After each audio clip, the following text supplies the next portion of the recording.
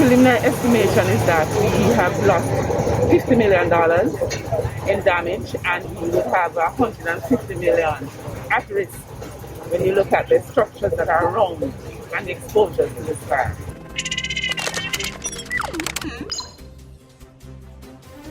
We were responding to a call of building on fire at Hydel. Upon arrival, this call came in at 7:57 a.m. Upon arrival, we saw the upper floor of the admin building on fire. We had initial one unit here, and we had called for the other unit because this is what we consider to be a specialized building. So a building of this nature will never respond to one unit. Stone got here first. Subsequently, we had Trenchstone, Portmore arriving.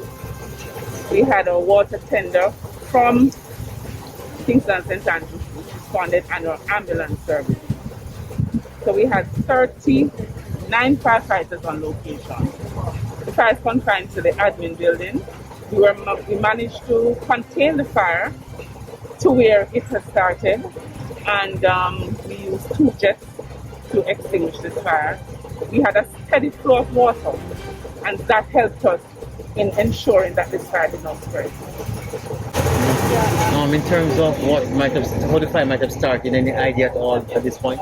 It is still early days. We are doing our investigation now. Our fire investigators are en route. So we are doing the preliminary investigation here, but we have not come up with a cause at this time. But as soon as it's made available, we will make it. You stated earlier on that the phone for the special area, you're treating it special. Why though? Is it because IGL is next door, or is it because it's a school? No, it's a school.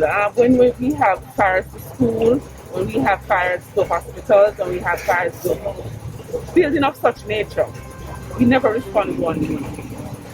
So we were on point with our response, and hence we contained the fire effectively. Have you had to use your EMS service at all? No, they were just here on standby in the event that we had any injured, maybe firefighters or any of our civilians.